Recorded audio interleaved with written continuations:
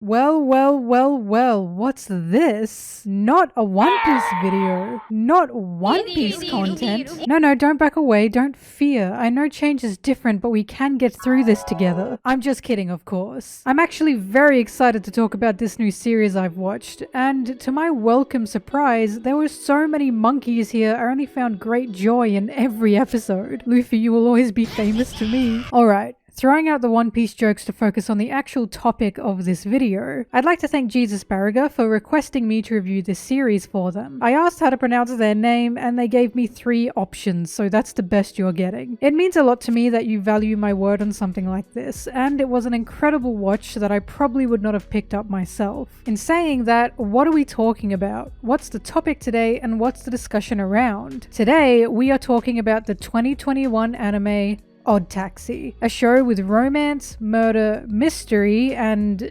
driving walruses.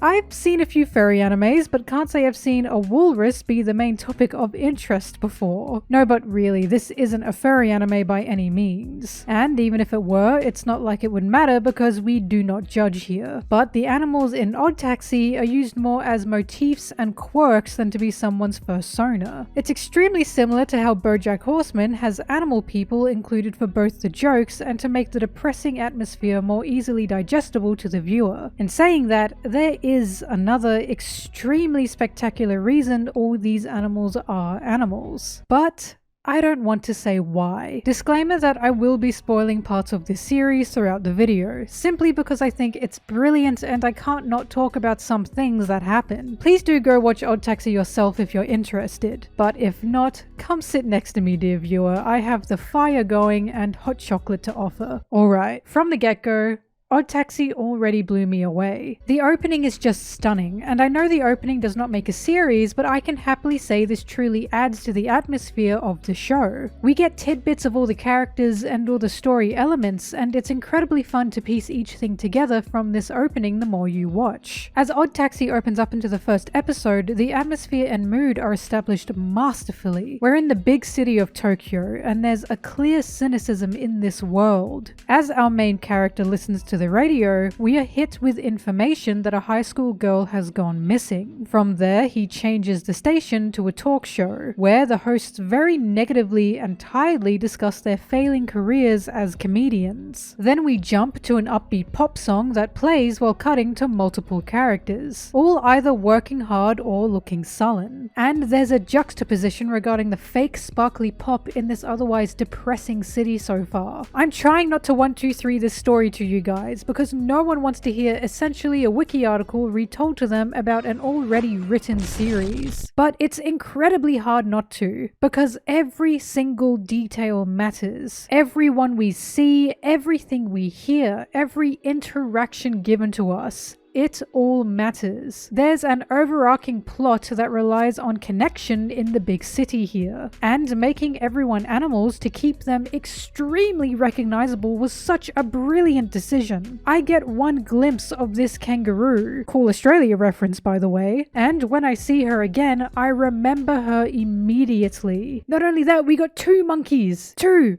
Coming up to 3! Monkey domination, baby, it's monkey world. This series is incredibly similar to Durarara in terms of the city landscape and the large cast created to make this place feel alive. The only difference is Durarara treated Ikebukuro like it was its own living realm, while this series only has the city as a setting that these characters live in. It's also incredibly similar in the sense it has this mystery element, and this mystery element in question connects all the characters through circumstance or active interference. In that sense, Odd Taxi is very much a noir. From the crime to the cynical attitudes, especially right down to the fact there's definitely something rotten happening in this city. There's a lot of long-winded conversations between characters that move at an audibly rapid pace. But I can only see this as the writers and directors paying a clear tribute to the incredibly wordy nature of noir films. Overall, while the first episode could indeed be a bit slow here and there, it did a fantastic job at introducing the majority of characters, while also getting a good look at our main one.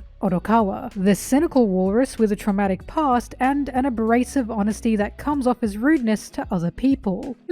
Maybe this show is just another BoJack. But that feels to be the main point of this first episode, and the biggest point it hammers in. Everyone seems to be a liar. The lying in question can either be harmless or sinister in nature, but it comes across with the idea that all these people are lying because they want something. A particular case is the hippo, Kabasawa, who is obsessed with social media attention. He explains that all his friends are popular online, so he wants to be too, and goes on to say that likes and followers affect a person's worth. So why don't I feel worthy? He continues that people make up the experiences they share online to receive attention, and from there, Kabasawa ropes Odokawa into a photo, where he lies online regarding the events leading up to the photo. This, in turn, gets Kabasawa a lot of attention from social media. But of course, this is a lie. This follows on from Odokawa's monkey friend to corrupt cops, and we find Odokawa seems to be the only one not chasing a goal with any artificial ideas on how to achieve them. What I mean is, Odokawa doesn't lie, and honesty seems to be taken as a harsh reality no one wants in this world. But there's a line in the first episode that particularly sticks out. 金か？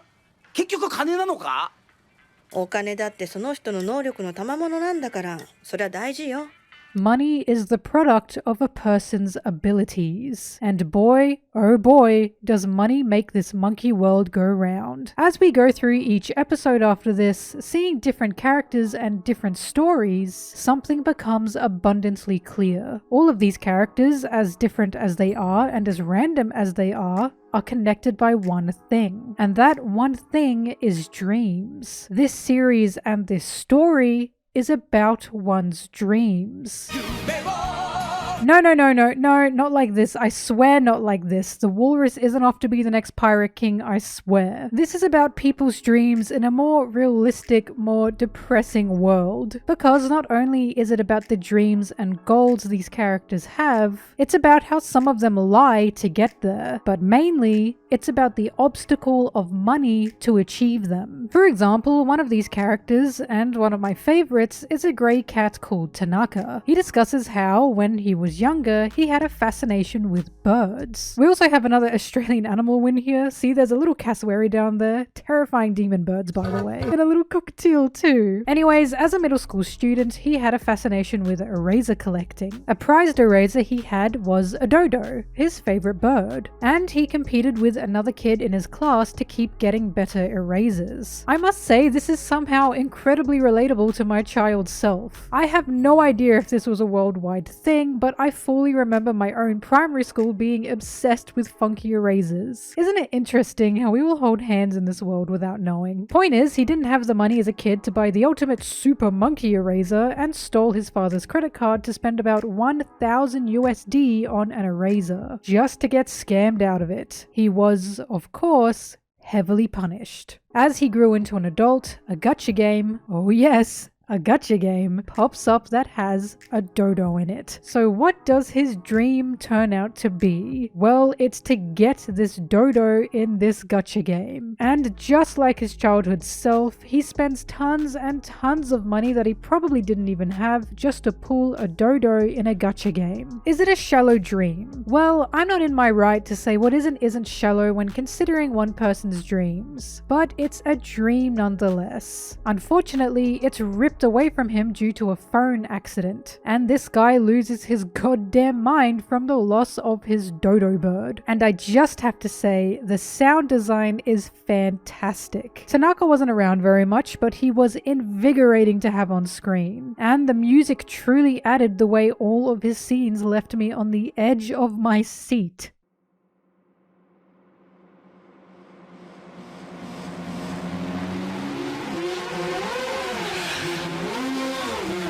For script reasons, I haven't mentioned everything about his story, but that's essentially the core of this series. We discover very quickly all these dreams are either held back by money, determined by money, or exist to make money. Apart from our protagonist, Otokawa, who, unlike everyone else in this series, is not driven by money, nor is he interested in being a people pleaser. Otokawa, from what we know, lives an exceptionally normal life and is simply happy driving his taxi. Now, that's all well and good, but what about the characters? Do they engage me? Are they written well? Do they feel natural in any sense? Yes, as a matter of fact, they do. Many of these characters are either a joy to have on screen or just fascinating to watch. My favorites were Tanaka, as mentioned, but also a criminal baboon named Dobu and an alpaca named Shirakawa. And I swear I like this girl for more reasons than just for the fact she can kick.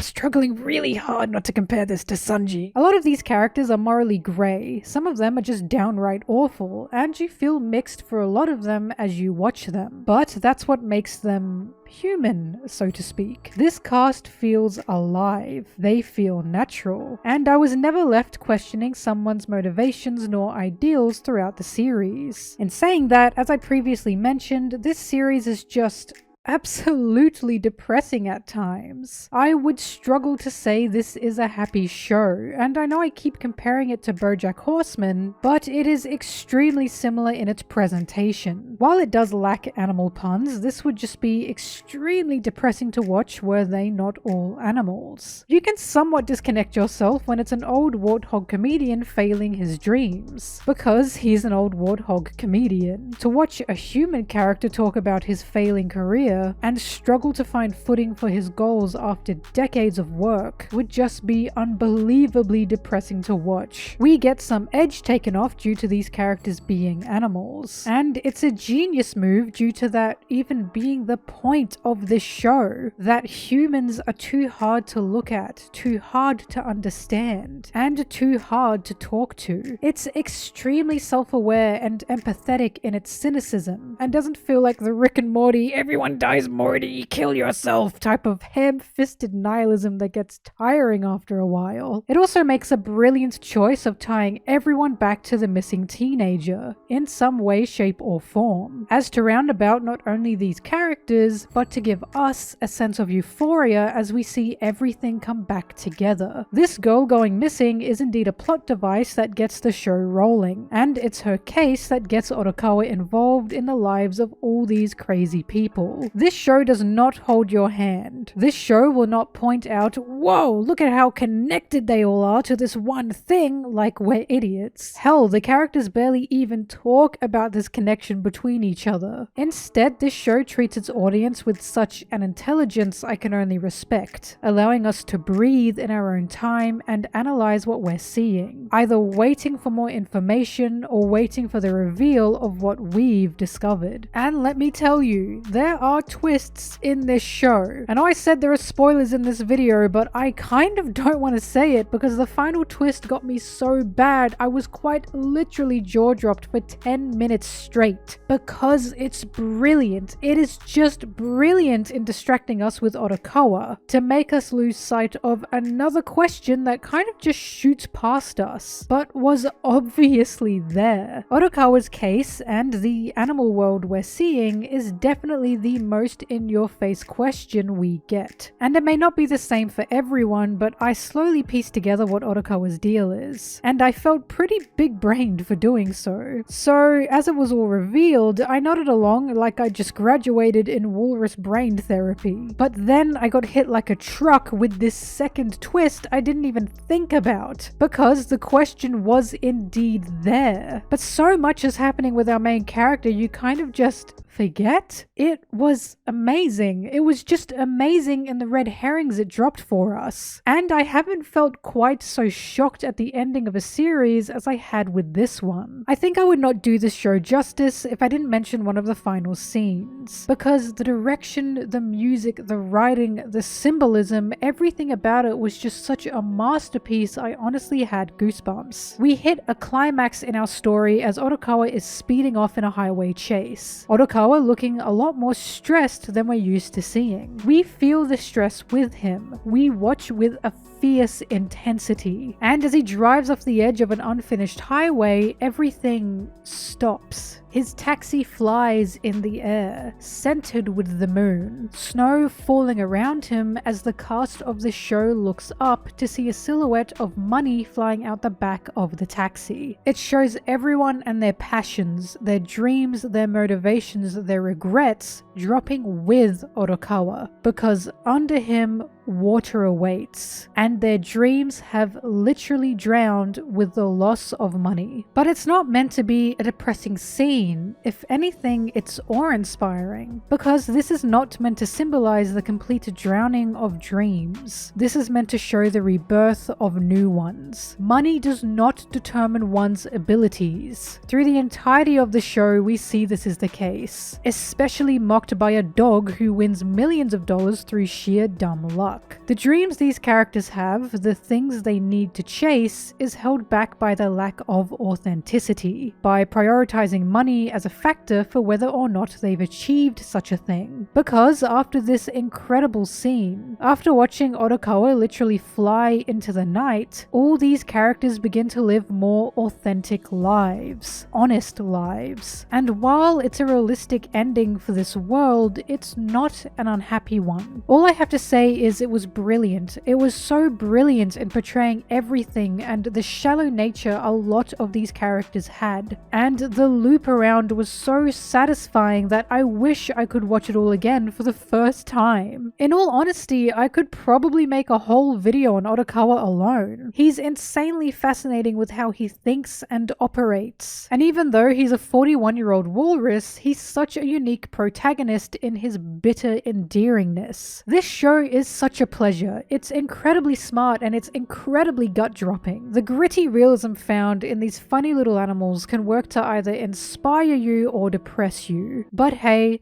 sometimes that's life. Sometimes a lot of us like to get splashed in the face with icy water to remind us we're alive. And that's what this show did to me. I recommend it to anyone interested, and I feel I should warn there are very dark scenes that can be hard to stomach. But there can also be cheesy ones that help lighten the mood. カポエラやってたから。